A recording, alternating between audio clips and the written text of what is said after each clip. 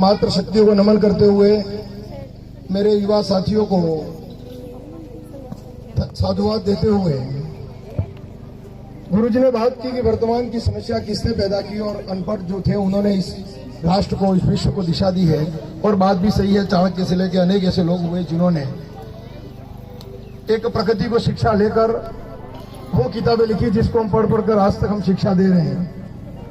तो वर्तमान की समस्या किसने पैदा की, शिक्षित या अशिक्षित?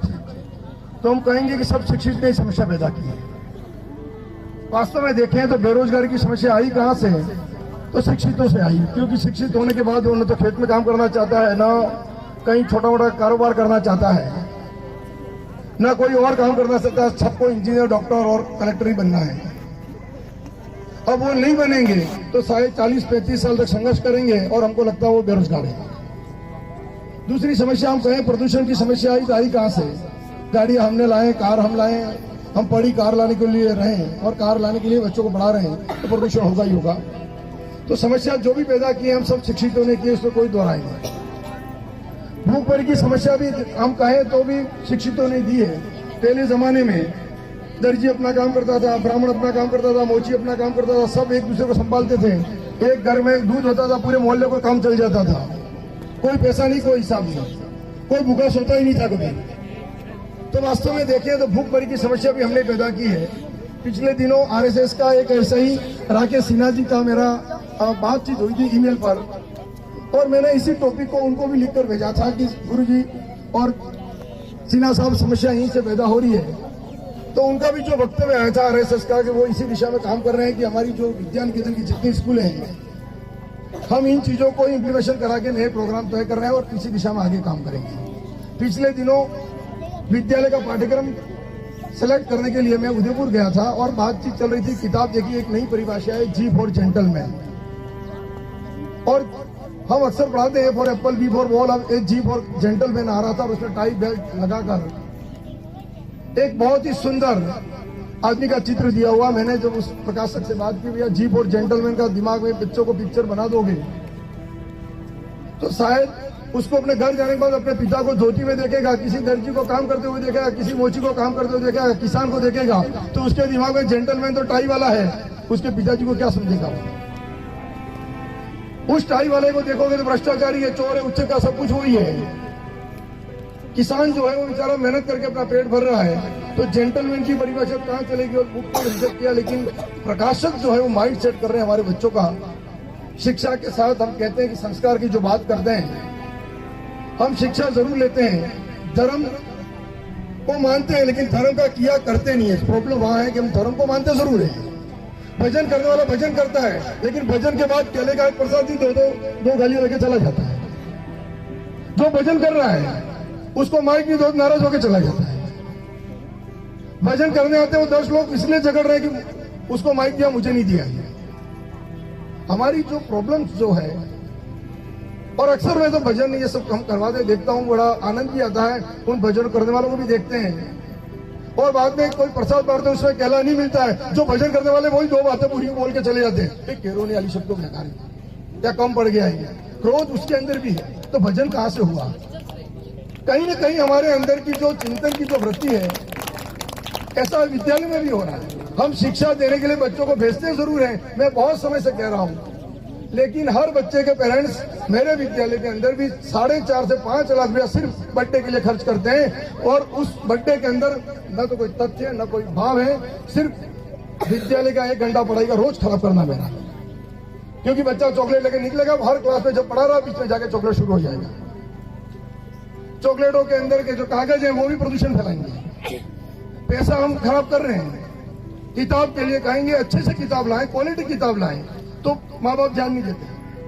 10 क्लास मैंने शुरू कर दी, आज शुरू किए 15 दिन हो गए, मात्र 7 बच्चों के पुस्तकें आई हुए, अभी तक 22 बच्चों के पुस्तक का ठिकाना नहीं है। बर्थडे आ गया उन 3 बच्चों का बीच में, तो वहां 2000 रुपये खर्च कर दिया, उसको चॉकलेटें दे दिए। हमारी जिंदगी के कार्यक्रमों में उत्कृष्ट पुस्तकें होनी बहुत जरूरी है। भले हमारे पास कपड़े कैसे भी हो ना हो, उससे कोई फर्क नहीं पड़ता। बातें कुछ गुरुजी बैठे हैं, बहुत सारी चीजें मैं विद्यालय में कहता रहूंगा। आपका प्रसंग है, मेरा उद्बोधन पहले था लेकिन समय ऐसा हुआ कि मुझे वापस बाद में आना पड़ा। क्योंकि समय बहुत 8 बजे का दिया था, 9:30 तक शुरू नहीं हो पाया। जीवन की अनेक शिक्षा के साथ ही जब सीखते नहीं है, अनुभव नहीं लेते हैं, तो शिक्षा कोई काम की नहीं आती है। हम शिक्षा दे रहे हैं, सिखा नहीं रहे। परीक्षा दे रहे हैं, लेकिन परीक्षा ज्ञान जीवन में अपनाते नहीं है। 4 महीने तक रट के परीक्षा दी, 4 महीने के बाद खत्म।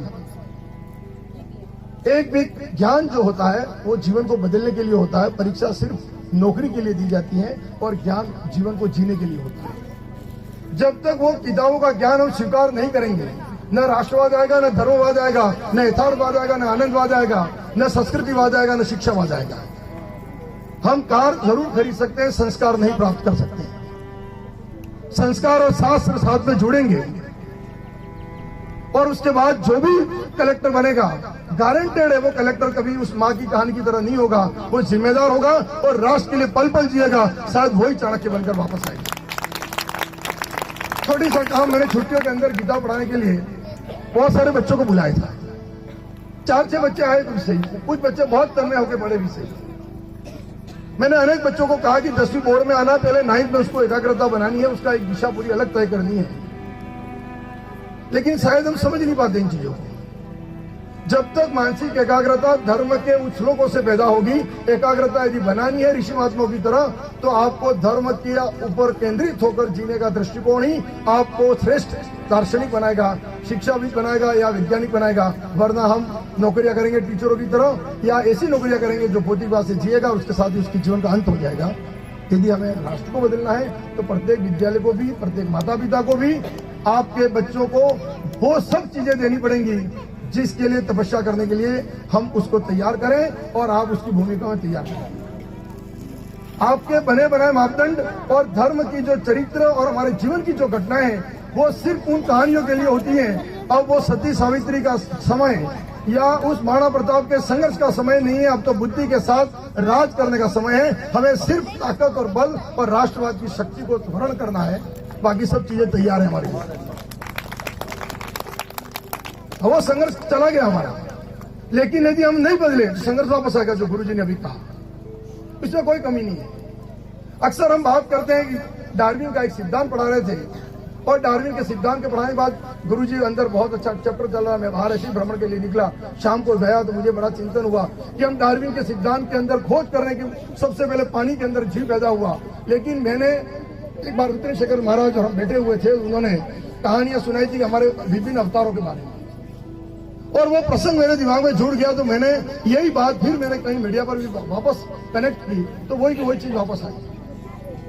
हमारा पहला जो अवतार होता है मत्स्य अवतार, डार्विन भी कहता है कि पहला जो जीव पैदा हुआ वो पानी से पैदा होता है। हमारी संस्कृति कहता है हमारा पहला भगवान भी मत्स्य अवतार मछली के रूप में पैदा हुआ है। सेकेंड अवतार अपन देखेंगे कच्छप अवतार, ऐसा जीव जो पानी में भी रहता है और बाहर भी रहता है, दो तरफा काम करता है। तीसरा जीव और देखोगे तो उसी के अंदर वामन अवतार का प्रसंग देख लोगे, नरसिंह अवतार का देख लोगे, लगातार अपडेशन होता रहा भगवानों का।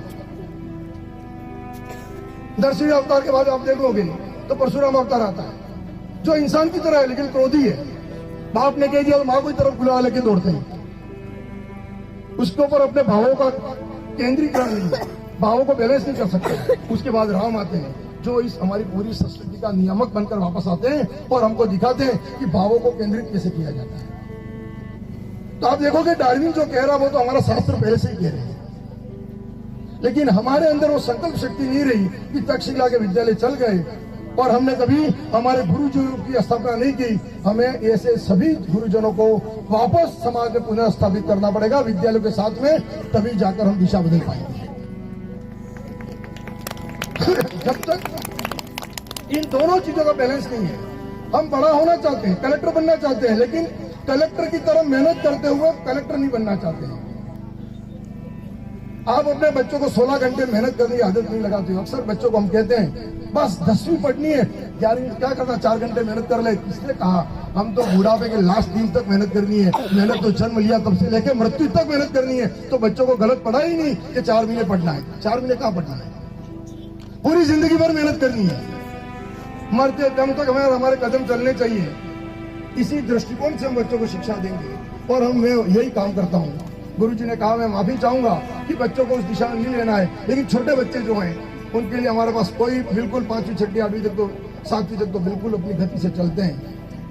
लेकिन आज 12 के बच्चों को मैं साधुवाद देना चाहूंगा, उन माओ को भी साधुवाद देना चाहूंगा। गत वर्ष जो बच्चे थे 10वीं में 11वीं में आए, उन माओ को भी साधुवाद देना चाहूंगा कि उन्होंने हमारे बच्चों को उस तपस्या के साथ तपा दिया है कि आज उनको 16 घंटे देश के लिए सेना में खड़े रहकर लड़ना पड़ा, बिना खाए तो मेरे ही बच्चे लड़ सकते हैं। 16 घंटे जागकर मेरे साथ जगते और हमने उनके साथ उनके जीवन के एक सो जाता है तो खड़े खड़े रखकर उसको जीना सिखाया है कि 16 घंटे जगने की और मेहनत करने की आदत डाल दे।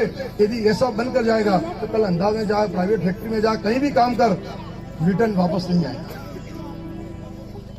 उसको जब तक हम तपाएंगे नहीं। ये पुनाली गांव है, यही माताएं हैं। जब पहली बार जब 10वीं के अंदर बच्चा आया था, किसी बालिका को मैंने रात को पढ़ने के लिए बुलाया, नहीं पढ़ पा रहे, और मुझे खुशी है कि रात को 1:30-2 बजे भी आज लड़कियां पढ़ने से घर पे जाती हैं और मां निश्चित होकर सोती है। पूरे गांव में आत्मविश्वास है और लड़कियों को लेकर कोई उनके अंदर भय नहीं होता है। यही इंपावरमेंट है और यहीं से आने वाली पीढ़ी होगी। शायद इन्हीं में से कोई इंदिरा बनेगा या रानी लक्ष्मी बनेगी, क्योंकि हमने इतना डरा के रखा था कि वो शायद निर्णय नहीं ले पाते। पहले मैं रखना चाहता था, अब मुझे जाना ही पड़ता। लड़कियां खुद कहती है कि हम चले जाएंगे, सब चिंता मत करो। रात को 2 बजे 1:30 बजे भी अकेली जाती है। ये आपका आत्मविश्वास है और यहीं से समाज का मूल बदलाव होता है। जब तक हम आंतरिक बदलाव नहीं करें और सिर्फ भाषण देंगे, जिंदगी कभी नहीं बदलेगी। जिंदगी बदलनी है तो मूलभूत विषयों को बदलना पड़ेगा, हमारी सोच बदलनी पड़ेगी। सिर्फ काम कर देंगे, ये कर ले वो कर ले और डराते रहेंगे अंदर, ऐसा हो जाएगा वैसा हो जाएगा। अरे आपको डरा कर, हम मेरी पत्नी को भी हमने शादी करके लाए, इतना भी डरा दे। आज मैं कहता हूँ तू गाड़ी सीख ले, स्कूल की डायरेक्टर बन जा, झंडा रोड कर, लेकिन वो नहीं करती है क्योंकि बचपन से इतना डरा दिया है कि शायद वो गाड़ी सीखना ही नहीं चाहती। हमें कहीं न कहीं उन सब चीजों को पावर देना पड़ेगा। और घर में रह भी जाए तो भी जो बुरा होना तो घर में भी होता है, बाहर भी होता है। यदि रानी लक्ष्मीबाई ने ये सुना होता तो शायद जंगलों में ताकिया टोपे के साथ देश का आंदोलन नहीं लड़ती।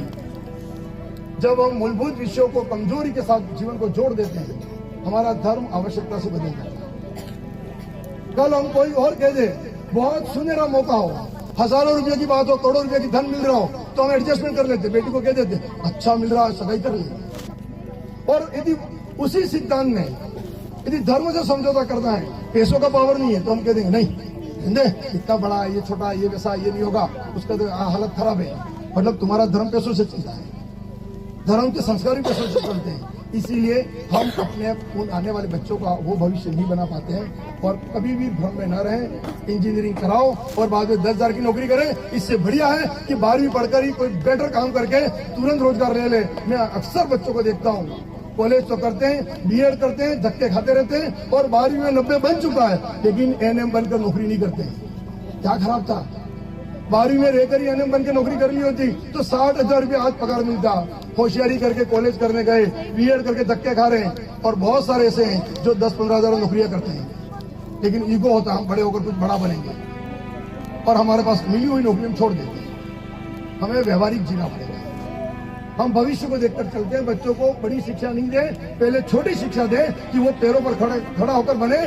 बहुत सारे बच्चे हैं ऐसे, आपने गुरुजी जो कहा अभी, उसमें 4 बच्चे ऐसे हैं जो आईएएस की तैयारी करने के लिए अभी से तैयार हैं। मैं आप सबका भी आशीर्वाद चाहूंगा कि उन बच्चों को उस मेंटेलिटी के साथ तैयार करें। चाहे रटकर हम कोटा का इतिहास यहाँ रहकर बदलेंगे और कम पैसों में बदलेंगे। जिनको जिस रास्ते पर जाना हो जाओ, हम मंजिल वो तय करेंगे जो हमारी हौसलों से, हमारी योग्यताओं से और हमारे अनुभव से आएगी। जब तक अनुभव से नहीं है, बाजार के पैसों से हमने कोचिंग को लेकर हटा है, तो एक सीमा के बाद आके वो रुक जाएगा। उसकी सीमाएं उसको बांध कर रख देगी। हम अपने यथार्थ के ज्ञान के साथ अनुभव से बदलेंगे, सब कुछ बदलेगा। कहना बहुत कुछ है, आपका भी समय हो रहा है। मेरा विद्यालय के अंदर अपने प्रवचन है, अपना भाषण है, सब चलते रहते हैं। आप सब यहाँ पधारे, विद्यालय को ताकत दी, इसके लिए मैं आप सबको धन्यवाद कहता हूँ, साधुवाद कहता हूँ। और एक बात छोटी सी और कह देना चाहूंगा कि जरूर कुछ छोटी क्लासों में वर्तमान में शैक्षणिक प्रॉब्लम आ सकती है, लेकिन इस बात का भरोसा रखें। गुरुजी ने मुझे कहा है कि ये 350 बच्चे नहीं पढ़ रहे हैं, 350 परिवार पढ़ रहे हैं। मैं तो चाहता हूँ इन 350 परिवारों को नहीं पढ़ रहा हूँ, इन 350 बच्चों की ताकत बनाकर इस देश को संभालूं, इस हौसलों के साथ काम कर रहा हूँ। आप सबका आशीर्वाद चाहिए। आपके बच्चों का भविष्य कभी मुझे इंडिकेट करके कहीं कमजोर हो रहा है, मैं दिन रात करके भी उसको संभालूंगा जब तक इस पद पर हूँ। आप भरोसा कीजिएगा, किसी भी बच्चे को उसकी योग्यता से नीचे कुछ भी कमजोरी के साथ उसको आगे नहीं बढ़ाऊंगा। जितना हो सके उतना सहयोग मिलेगा, उतना मैं करा पाऊंगा। हम दिन रात हर बच्चे के साथ उसी दिशा में सोचते हैं जैसा होना चाहिए। कुछ परिस्थितियां होती है छोटी क्लासों में, मैं गलती को एक्सेप्ट करता हूं। हो सकता है वो चीजें अगले सत्र में और बदलेंगे और निचले सत्र में भी कैसे सुधार किया जाए। बहुत सारी आर्थिक समस्या होती हैं, क्योंकि विद्यालय के साथ हम बहुत सारी अपेक्षा रखते हैं, लेकिन इस विद्यालय से आज तक हमने कभी 1 रुपया नहीं कमाया है। लगभग हमने 40 से 50 लाख नुकसान हमारा घर का डाला है। आज भी स्थिति ये है, इसीलिए मैं बहुत सारे पेरेंट्स की अपेक्षा पूरी नहीं कर पा रहा हूँ, क्योंकि उस क्वालिटी के स्तर तक हमें मेंटेन करने के लिए उतने साधन चाहिए, एक्सपर्ट व्यक्ति चाहिए। और एक्सपर्ट व्यक्ति है, इसका मतलब उसकी भुगतान, उसकी सैलरियाँ सब अपडेशन चाहिए, बहुत सारी चीजें कॉम्प्रोमाइज करनी पड़ती हैं। तो आपको भी कहूँ कि विद्यालय को इग्नोर न करें, आपकी जो फीस है वो दे दें। आपकी फीस पे हम वो काम करा रहे हैं जो शायद कोटा में भी नहीं होता। आपका फीस समय पर पहुंचा दें। आज भी ऐसी स्थिति है कि 10वीं के बच्चे कल एग्जाम देने जाएंगे और आज आधे से बच्चों के ऊपर आधी फीस बकाया है। तो हम किस प्रकार हम दिन रात काम करके भी यदि आपके साथ जीते हैं और आप हमारी प्रति हमारी आपके दायित्व जो है वो नहीं निभाते हो, तो शायद मैं तो चाहूंगा कि आपका बच्चा अच्छा बने, लेकिन शायद ईश्वर आपको उस ताकत को नहीं दे पाए जिसके लिए आपने अपने बच्चों को भेजा है। क्योंकि ईमानदारी से काम करने के बाद भी यदि आप अपने बच्चों की फीस को लेकर यदि इस विद्यालय के प्रति जो आपके दायित्व नहीं निभा पाओ, तो शायद मैं तो नहीं कह सकता हूँ, क्योंकि मैं एक पद पर हूँ और मैं तो उन हर बच्चों के लिए काम करता हूँ। शायद कोई बच्चा ऐसा भी आ जाए कि मैं पढ़कर नौकरी देके पैसे ले लूँ तो मैं पढ़ाने को तैयार हूँ, और पढ़ रहे हैं ऐसे बहुत सारे। हमें उस सब चीजों की कोई जरूरत नहीं। हम तो उस संकल्प के साथ बने कि आप कुछ बन जाएं, कुछ हंसते हुए जाएं और प्रॉपर समझ के जाएं, और देश की आवश्यकता जो गुरुजी ने कही वास्तव में सही है, हमने नहीं संभाला तो पुनः गुलामी की ओर जाएंगे, इसमें कोई शक नहीं है। हमें समझने की जरूरत है। हम आपस में ही बहुत सारा उलझा हुआ है, हिंदू समाज को भी और हमारे पूरे अंतर मन को भी। हम अपने खुद के लिए कभी सोचते ही नहीं है। सबसे पहला काम है हम अपने आप भला करें, अपने बारे में सोचें, फिर बाहर के बारे में सोचें। जब तक अपने बारे में नहीं सोचेंगे कुछ नहीं होगा। हम सब कुछ जब भी आंखें खुलती हैं तो बच्चा अपने दोस्तों का सोचता है, उस माँ को नहीं सोचता कि उसने सब्जी कैसे बनाई है। वो कभी ये नहीं सोचता है कि मेरी माँ को मैं मंच पर लाऊं, मैं अच्छे नंबर लाऊं और उसको सम्मान दिलाऊं। माँ ने रोटी दी है और हम माँ को सम्मान देने का काम शुरू करें, कभी समाज कमजोर नहीं होगा। धन्यवाद आप सभी को।